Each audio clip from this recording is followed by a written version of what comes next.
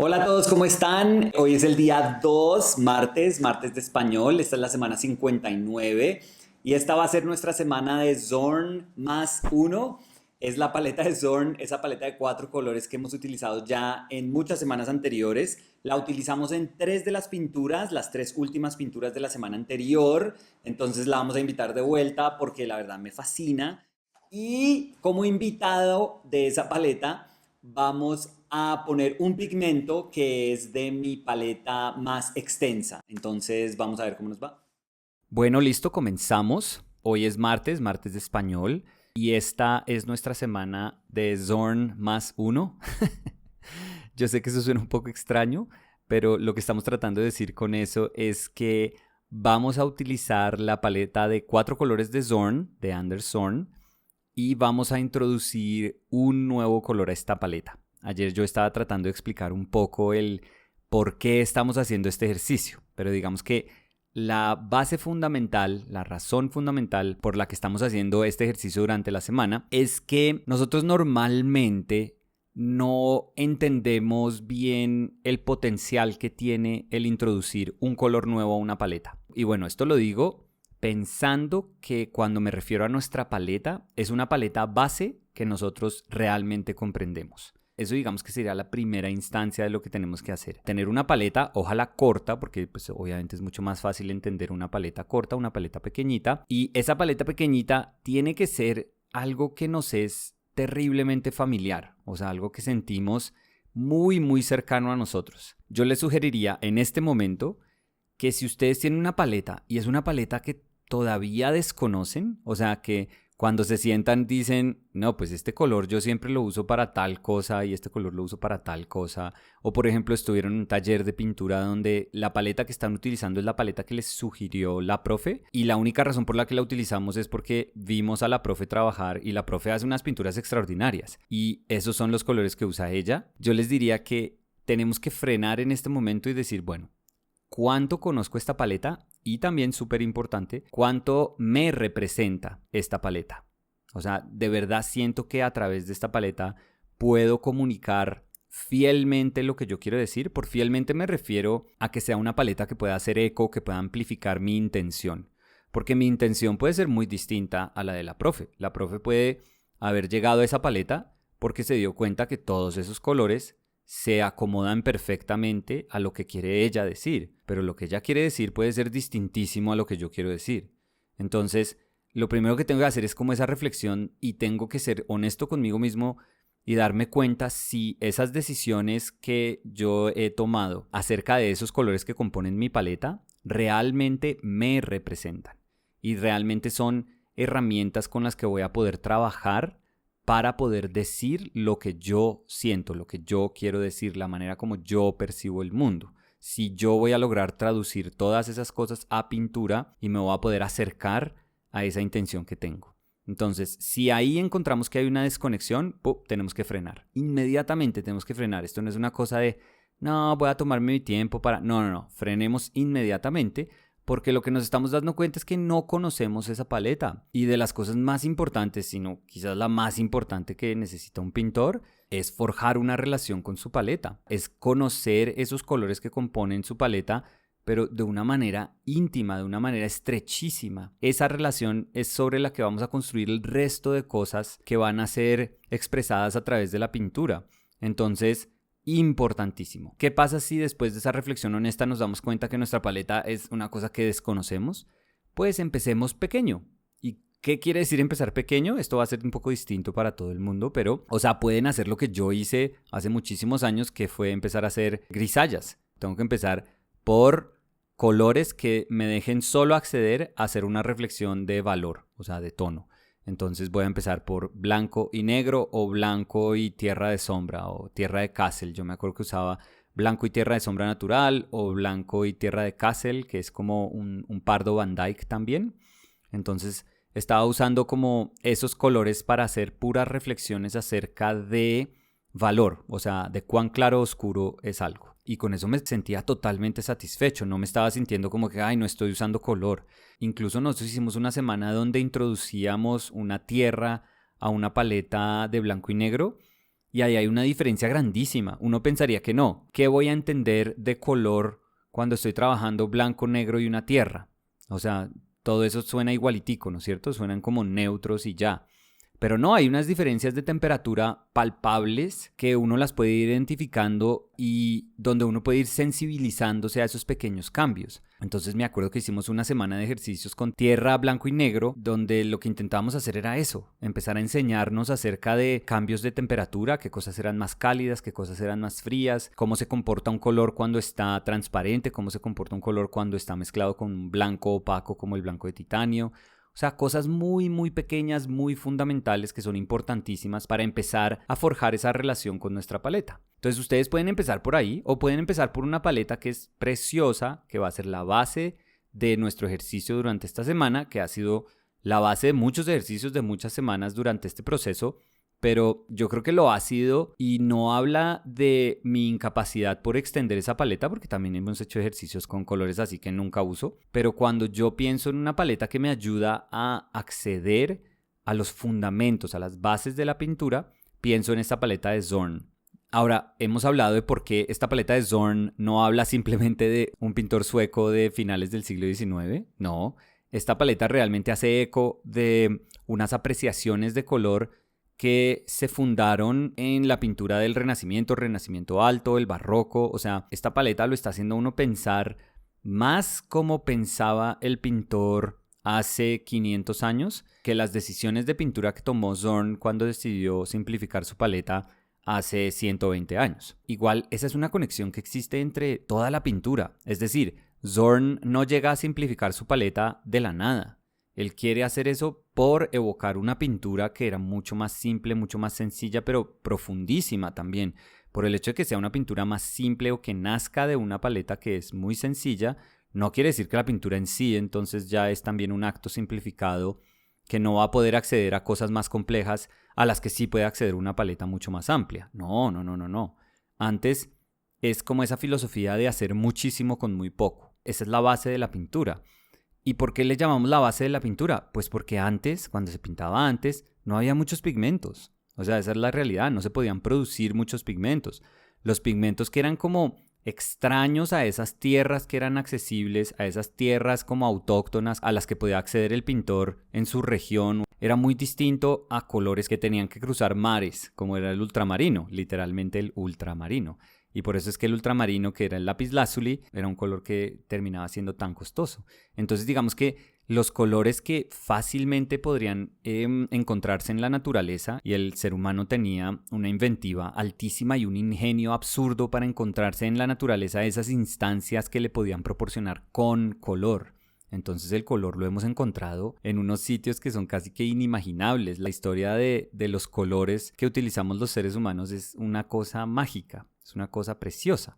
Pero la base de la pintura realmente es esa, es que se utilizaba el pigmento al que se podía acceder en la región en la que uno vivía y ya, y esos pigmentos normalmente eran tierras. La idea del pintor de expresarse a través del color se basaba en la capacidad que tenía el pintor de tener pocas variables y presentar esas pocas variables y dar la ilusión de que de muy poco podía exhibir un rango de posibilidades casi que ilimitadas. Podía expresar la naturaleza a partir de poquísimas variables. Eso es fantástico. Entonces, cuando les sugiero a las personas comenzar desde esa paleta de 4 colores, desde blanco de titanio, amarillo ocre, rojo cadmio y negro marfil, es porque ahí hay una conexión con la pintura, con la historia de nuestra pintura, con todas las apreciaciones, con todas las investigaciones, con todas las sensibilizaciones que ha hecho el ser humano a través de la historia para poder entender la relación entre nosotros y el pintar y entender cómo podemos expresarnos mediante la pintura, cómo podemos traducir la naturaleza física que vemos o la naturaleza de nuestras emociones a través de la pintura. Entonces, esa es una sugerencia que yo siempre hago. Cuando uno tiene una desconexión, un desconocimiento, y tenemos que ser súper humildes y reconocer cuando hay un desconocimiento de los colores que estamos utilizando, pues tenemos que dar un paso atrás y decir, bueno, empecemos otra vez, empecemos a aprender otra vez. Y eso no está mal, no podemos ser reticentes a querer conocer con profundidad aquello que en teoría va a representar una de las maneras de expresarnos más importantes en nuestra vida como seres creativos. Entonces tenemos que tratarlo con la importancia que merece. Ayer contaba yo que esta paleta de Zorn, esta paleta de 4 colores, es una paleta muy cercana a la paleta base que yo normalmente utilizo, porque la paleta base que yo normalmente utilizo pues tiene ese carácter de ser una paleta donde hay unas tierras que desde la esencia de la paleta establecen unas directrices y es imposible salirse del contexto que puede establecer una paleta. Uno puede explorar áreas de esa paleta donde haya un poco más de saturación, pero si la paleta es inherentemente neutra, es inherentemente tierra o gris, ese va a ser el carácter de nuestras pinturas, ¿no es cierto? Nosotros no podemos decir algo más allá de lo que ofrece nuestra paleta. Para mí, hacer la transición hacia una paleta de Zorn, hacia una paleta de 4 colores, es súper simple. Desde mi paleta base, que es muy neutra, a la paleta de Zorn no hay nada, hay un tirito de piedra, o sea, el camino, el recorrido es muy corto. Entonces yo siento una satisfacción enorme cuando veo que tengo la posibilidad de volver a trabajar con una paleta de Zorn. Incluso, o sea, siento una conexión inmediata cuando empiezo a trabajar y cuando me doy cuenta de las cosas que puedo hacer con esa paleta. O sea, la amo inmediatamente y me quiero quedar ahí todo el tiempo. Pero entonces, ¿qué queremos hacer con esta semana? Zorn más 1. Vamos a introducir uno de los colores que hace parte de mi paleta expandida. Ahora, ¿qué quiero decir con eso?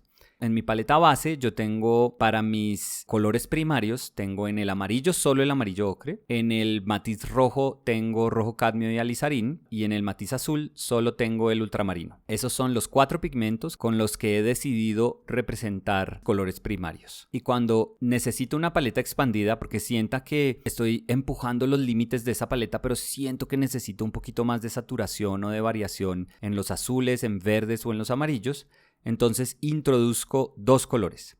¿Por qué 2 colores? Pues porque quiero tener 2 alternativas para cada uno de mis matices primarios. Ya en el rojo los tengo con el cadmio y el alizarín, pero para el amarillo, como solo tenía el amarillo ocre, pues introduzco un amarillo verde, que es como un amarillo limón que tiene un poquitico más de cuerpo, que es el amarillo bismuto. Y para el azul, un azul un poquito más brillante, que quiere decir que es un poquito más saturado que el azul ultramarino, que es el azul cobalto. Y ya, entonces eso expande mi paleta de una forma enorme. O sea, ya las posibilidades que tengo yo en saturación en azules, en saturación en amarillos, en verdes, que antes pues yo no podía acceder sino a un verde gris que era la mezcla de ultramarino más amarillo ocre, pues ya son enormes. Yo ya con eso siempre digo, no, yo ya tengo suficiente, o sea, ya para mí esto es más que suficiente. Esta es la paleta más grande que yo necesito tener. Y entonces lo que vamos a hacer escoger uno de esos colores con los que yo normalmente expando mi paleta e introducirlo a la paleta de Zorn. ¿Para qué vamos a hacer esto? Porque la paleta de Zorn es una paleta que se siente base, o sea, esa es una paleta como piedra angular, desde ahí se construyen fundamentos de pintura. ¿Y qué vamos a hacer? La paleta de Zorn tiene dentro de su naturaleza un acento en saturación, es decir, 3 de los colores en la paleta tienen un carácter que es un carácter neutro, que son el blanco de titanio, el amarillo ocre, que es una tierra, y el negro de marfil, y tiene un pigmento que es un acento de saturación, que es el vermellón o el rojo cadmio. Entonces, ese color es el que nos da la posibilidad de saturar, de introducir la idea de saturación en nuestra paleta. Si no fuera por ese color, no podríamos empezar a entender la idea de croma, de saturación. Entonces, por eso es que es súper importante ese rojo cadmio en esa paleta. Pero ahora vamos a introducir un amarillo bismuto. Vamos a introducir un color como foráneo a esa paleta, un color que se sienta como extraño a esa paleta. Y va a ser raro, ¿no es cierto? Incluso yo ayer decía que el rojo cadmio se va a poner celoso porque su función era la de ser ese acento en saturación, ese punto alto de saturación. Y ahora viene un color que es brillante, saturado. No va a ser tan opaco como el rojo cadmio, no va a ser tan saturado como el rojo cadmio, porque es que la saturación del rojo cadmio es altísima y no va a tener el cubrimiento que tiene el rojo cadmio, pero el amarillo bismuto, en términos de matiz amarillo, es un color que nos da unas posibilidades distintísimas a las que podíamos tener acceso cuando pintábamos solamente con el amarillo ocre, como nuestro único representante del matiz amarillo. Las posibilidades de extender esa paleta pues son enormes ahora, son grandísimas. Y ayer lo decía, y ustedes saben que lo he dicho muchísimo también durante el transcurso de este proyecto. Cuando nosotros introducimos un color a una paleta, y digamos a una paleta base que conocemos y que entendemos, ese color no es un nuevo invitado en esta paleta. Entonces yo ayer ponía el ejemplo, si yo normalmente tengo 9 colores en mi paleta e introduzco un 10º color, no quiere decir que ahora tengo 10 colores y ya. No, quiere decir que ese 10º color representa todas las permutaciones, todas las combinaciones de ese nuevo color con todo el resto de los colores que tengo en mi paleta. Ese color, ese único color que introduje a una paleta de 9 colores, va a proporcionarme con docenas y docenas de nuevas posibilidades de mezcla. O sea, yo, en teoría, tendría que familiarizarme con todas esas nuevas mezclas en el momento en el que yo decido que ese color va a ser parte, de ahora en adelante, de mi paleta base, de la paleta con la que yo pinto diariamente. Entonces, eso es una cosa súper compleja. Si se ponen a pensar, eso es súper difícil. Introducir un color no es un acto pequeño en la práctica de pintura. Sugiere el tener conocimiento, el tener cercanía con muchísimas nuevas variables. Y yo ayer decía que eso por momentos se puede sentir como algo casi que sofocante. O sea, uno cuando ve tantas posibilidades nuevas de pintura, tantas mezclas nuevas a las que puedo acceder, uno dice, uy, no, esto es mucho. Esto es muchísimo. Yo solo quería poner este verde porque se parece al pasto que tengo enfrente y ya. Yo no quería hacer nada más con el verde. Yo quería que este verde fuera verde pasto. Y ya, y la realidad es que, pues sí, uno puede hacer eso, pero esa es como la mínima expresión de un color. Y si uno se mal acostumbra a utilizar los colores en su mínima expresión, pues nunca los va a entender realmente. Entonces, lo que estamos tratando de hacer con este ejercicio durante esta semana es decir, vamos a utilizar nuestra paleta base y vamos a introducir este color que es ajeno a la naturaleza de esta paleta, porque es que esta paleta de Zorn es perfecta, ¿no? Tiene una armonía perfecta con este único acento de saturación. Pero de repente invitamos a alguien más y es como, uy, se dañó el parche, o sea, se dañó este grupo de amigos, de 4 amigos así súper chévere que antes teníamos. Entonces, lo hacemos como para darnos cuenta de el peso que debe tener la introducción de un color nuevo. Y de cómo eso tampoco tiene que sugerir que la pintura no va a funcionar, que la imagen resultante no va a funcionar. No, podemos tratar de ser súper conscientes y reflexivos de lo que estamos haciendo para que la introducción de esos colores tenga sentido dentro de la imagen.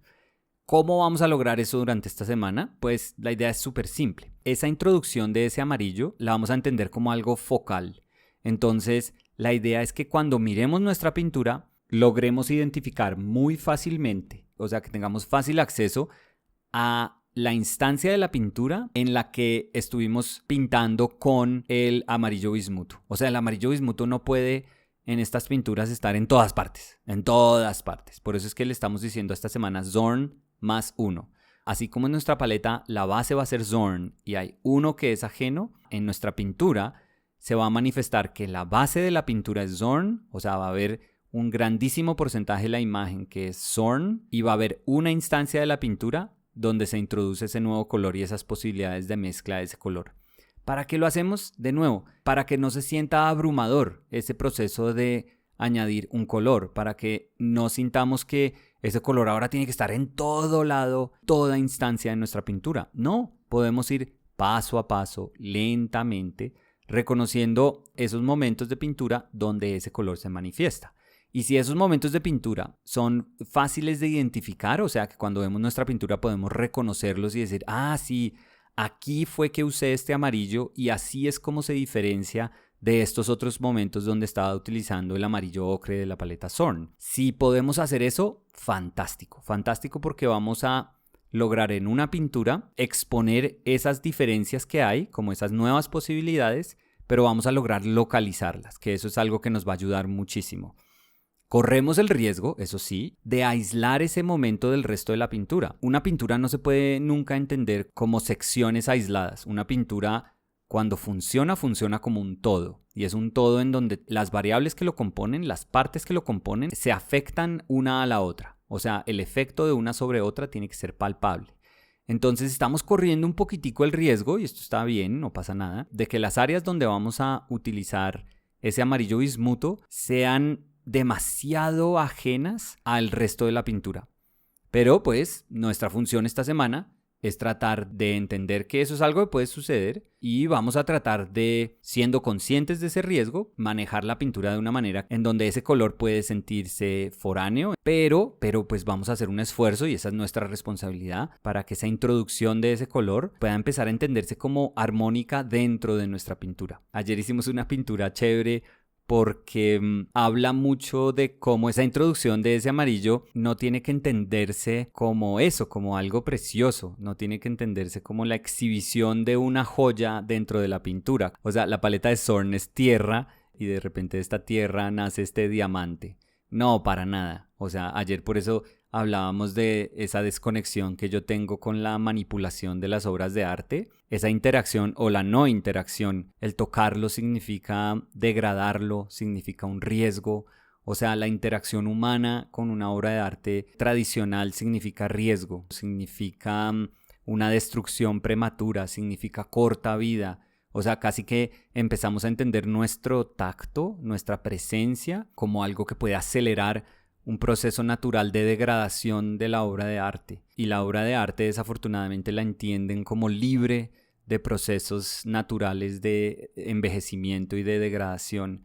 Entonces es muy triste, cuando se ponen a pensar en eso es súper triste. Nosotros, de las cosas que más disfrutamos en la vida es cuando podemos apoyar artistas, y más allá de la satisfacción enorme, obviamente, y quizás es la más importante de estar apoyando a un compañero nuestro, a un amigo artista nuestro, es que cuando adquirimos una obra de ellos, pues es nuestra. O sea, y es nuestra, no me refiero a que ahora somos dueños de ella, ahora nos pertenece. No estoy hablando de pertenencia. Estoy hablando de nuestra en el sentido que forma parte de nuestras vidas. Y la manera como forman parte de nuestras vidas estas obras es que cuando convivimos con ellas, pues nos dan felicidad. O sea, para nosotros no hay nada más bonito que uno levantarse y ver algo que le brinda apoyo. O sea, lo saca de uno de un hueco cuando uno estaba como pensando que no sabe qué hacer. Uno mira las obras de personas que son absurdamente talentosas y se llena de energía, entonces le brindan a uno respuestas o le proponen a uno preguntas que uno antes no consideraba. Para nosotros contar con esa energía dentro de un proceso creativo es invaluable. De las cosas más mágicas que uno puede tener es la compañía de una obra de arte que a uno le significa. Poder interactuar con esa obra diariamente es una cosa increíble, realmente increíble. Entonces, la desconexión que hay entre la interacción real con esa pintura, con esa escultura, con ese objeto que de verdad tiene una conexión con uno y que hace parte de la vida de uno y que uno lo puede tocar por las mañanas y que uno lo puede girar, después uno lo quiere colgar, después uno un tiempo lo quiere guardar, lo que sea. Pero esa manera de interactuar es tan distinta a la forma como normalmente se presenta el arte, y en particular cuando se comercializa con unos fines casi que abstractos. O sea, yo ayer ponía esa diferencia entre la manera como Bacon manipulaba sus propias pinturas a cómo las manipula Sotheby's cuando las trata de vender por decenas de millones de libras en una subasta. Hay una diferencia tan grande, hay un abismo tan grande entre el proceso creativo y después la presentación de esa obra solo para cargarla con una ilusión de preciosismo para que después esa obra pueda acceder a unos precios inimaginables. La diferencia es tan grande, ese bache es tan grande que no sé. Y hoy pues esa forma de poner todo esto como en ridículo también es esta pintura de Samu. Es una pintura como muy renacentista casi, pero pues al final está abrazando un taladro. Es también quitarle ese carácter sacro a esos objetos de culto que normalmente adoramos. Entonces, eso va a ser todo por hoy. Los invitamos a que nos acompañen mañana para que sigamos en esta reflexión de lo que significa introducir un color nuevo, un color ajeno a una paleta base que tenemos, y esa paleta base va a ser representada por una paleta de 4 colores, una paleta que llamamos la paleta de Zorn, y vamos a tratar de encontrar un balance dentro de esa paleta, pero también una oportunidad para exhibir esa introducción de ese nuevo color. Entonces nos vemos mañana. Muchas gracias. Chao, Lin.